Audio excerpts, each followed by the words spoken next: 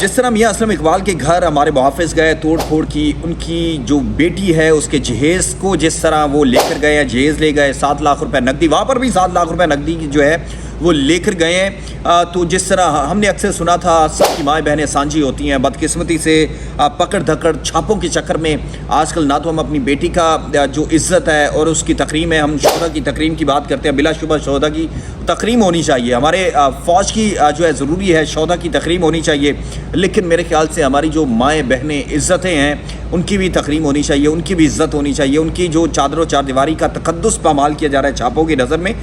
उस पर भी नज़रसानी होनी चाहिए। क्योंकि मैं जहाँ तक जो निगरान वज़ीर आला पंजाब है उनको जानता हूँ, वो इस तरह के कभी भी अहकाम नहीं देंगे कि आप जाएँ किसी के घर के अंदर तोड़ फोड़ करें, वहाँ पर आपको किसी बेटी का जहेज़ मिलता है उसको उठा लें, नकदी कुछ मिलता है उसको उठा लें। डॉक्टर उस्मान अनवर साहब के बारे में तो मुझे इतना नहीं इल्म, लेकिन निगरान वज़ीर आला पंजाब के बारे में मुझे ज़रूर इल्म है, वो इस तरह के कतअन भी जो है अहकाम नहीं देंगे। तो मैं जो बड़ी शौक़ से बड़ी खुशी से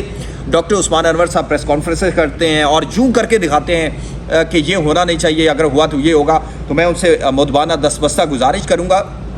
कि जिस तरह इस वक्त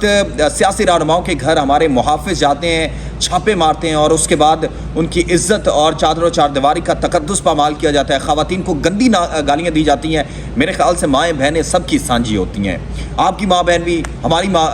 माँ बहन है और हमारी माँ बहन भी आपकी, हम ये तवक्को करते हैं आपकी होनी चाहिए। क्योंकि आजकल जिस तरह हमारे मुहाफ़िज़ कर रहे हैं, असलम इकबाल ने जो ट्वीट किया इंतहाई अफसरदा था जब मैंने उसको पढ़ा, और जिससे भी शेयर किया उसने इस पर सद अफसोस कहा कि पाकिस्तान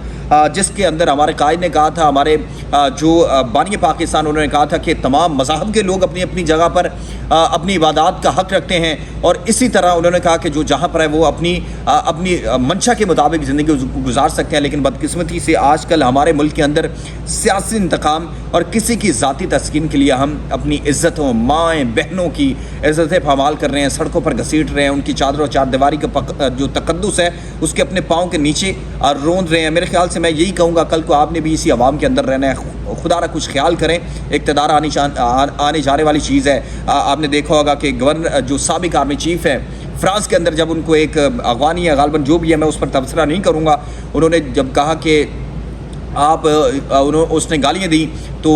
साबिक army chief general retired Qamar Javed Bajwa ने कहा कि मैं अब आर्मी चीफ नहीं हूँ। अब यहाँ से सोचें कि वो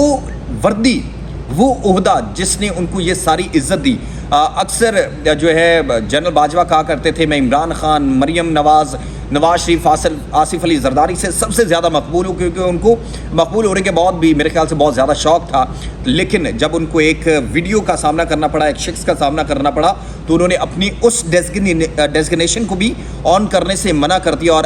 अफसोस है, सद अफसोस है। इसी तरह मैं आज जो इक़्तिदार में है उनसे एक 10 वर्षा एक दफ़ा फिर गुजारिश करूँगा, ये इक़्तिदार कल नहीं होगा, लेकिन इज़्ज़तें हमारी सबकी सांझी हैं, इज़्ज़त और चार दीवारी का तकद्दुस जो है वो सबका साझा है। आपकी इज़्ज़त हमारी इज़्ज़त है, इसलिए तमाम ख़वातीन, चाहे वो सियासी उन पे मुकदमे हैं, उनको पकड़ो मारो जो मर्ज़ी करो, लेकिन बहनें सबकी साझी होती हैं। अल्लाह मेरा सर।